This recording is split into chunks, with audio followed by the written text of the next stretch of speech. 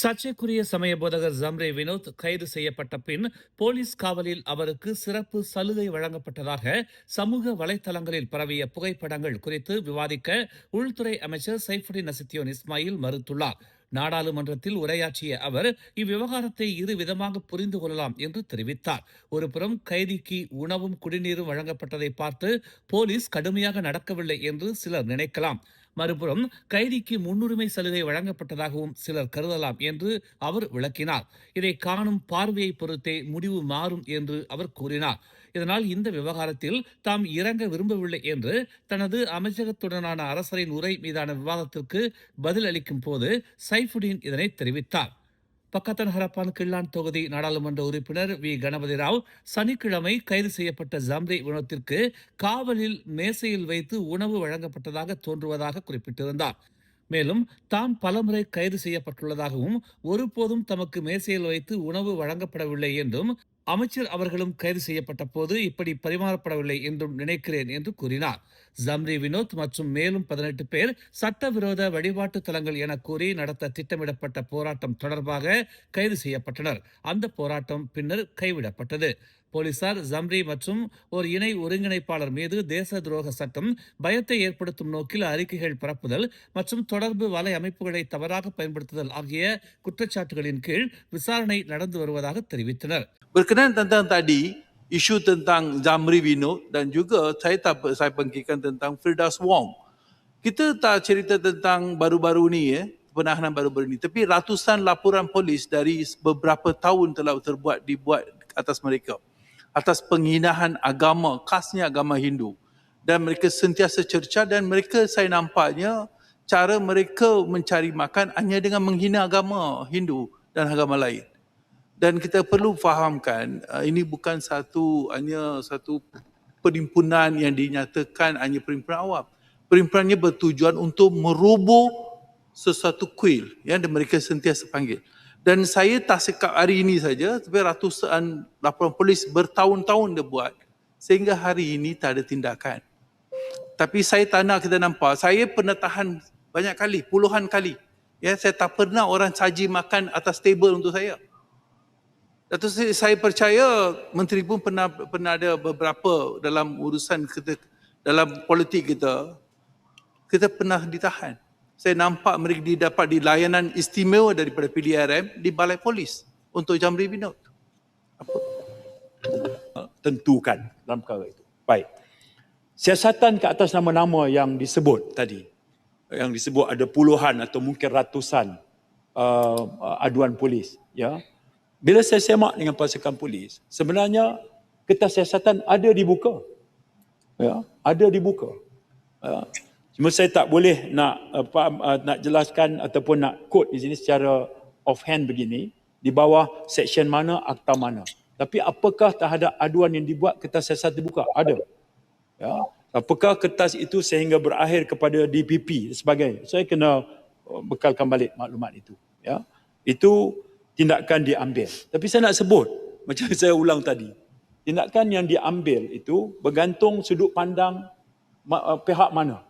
Ya, misalnya bila tersebar, hari ini semua kan maklumat unjuk jari, tersebar mereka yang dikatakan ditangkap berada di polis sedang menikmati makanan.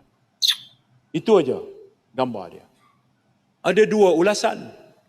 Satu kata, ya, tak adalah kata polis diganas pun, bagi makan nasi lagi, bagi minuman lagi. Tapi yang ditahan tu kata polis ni kasar, polis ni kejam. Satu sudut. Satu lagi kata, kalau macam tu, apa maksud ditahan? So bergantung sudut pandang mana. Ya, sebab itu saya tak mau pergi kepada yang tajuk-tajuk itu.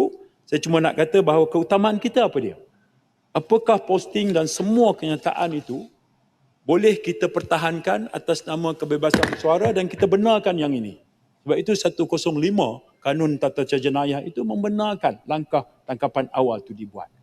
Dan apakah polis reach out, berbual, berjumpa mereka sebelum itu pun berkali-kali. மலேசியாவில் வரும் அடுத்த 10 ஆண்டுகளில் நிலநடுக்க அபாயம் குறைந்த முதல் நடுத்தர அளவிலேயே இருக்கும் என்று கனிமம் மற்றும் புவியியல் துறை மேற்கொண்ட கண்காணிப்புகள் தெரிவிக்கின்றன.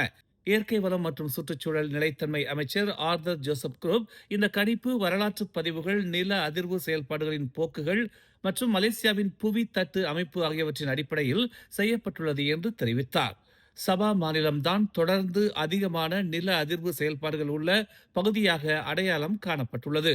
அங்கு நடுத்தரம் முதல் வலுவான நிலநடுக்கங்கள் ஏற்படும் சாத்தியம் இன்னும் உள்ளது என்று அவர் நாடாளுமன்றத்திற்கு எழுத்துப்பூர்வமாக அளித்த பதிலில் தெரிவித்தார்.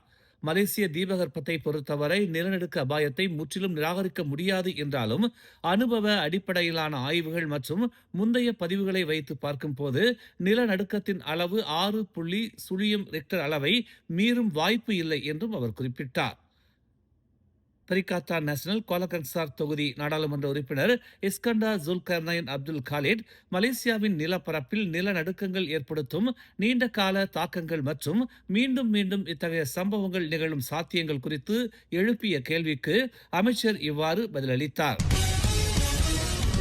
மலேசியா தனது தேசிய அடையாளத்தில் இருந்து துண்டிக்கப்பட்ட ஒரு உயர் வர்க்கத்தை உருவாக்காமல் இருக்க மொழியும் வரலாறும் கல்வி அமைப்பின் மையமாக இருக்க வேண்டும் என்று பிரதமர் அன்வார் இப்ராஹிம் வலியுறுத்தியுள்ளார். நாடு தன் தனித்துவமான குணநலனை உருவாக்க வேண்டும் என்றால் அதற்கான திடமான அரசியல் மற்றும் கொள்கை உறுதி அவசியம் என்று அவர் எடுத்துரைத்தார். இந்த நாட்டுக்கு தனித்த அடையாளம் வேண்டும் என்றால் மலேசியாவின் கல்வி அமைப்பின் அடித்தளமாக மொழியும் வரலாறும் இருக்க வேண்டும் என்று ஷா அலாமில் நேற்று இரவு நடைபெற்ற யுனிவர்சிட்டி ஸ்லாங்கூர் நிகழ்ச்சியில் அன்வார் இதனை தெரிவித்தார். இந்த கொள்கை சமீப ஆண்டுகளில் வேகமாக வளர்ந்து வரும் சர்வதேச பள்ளிகள் உட்பட அனைத்து கல்வி பிரிவுகளுக்கும் பொருந்த வேண்டும் என்று அவர் கூறினார்.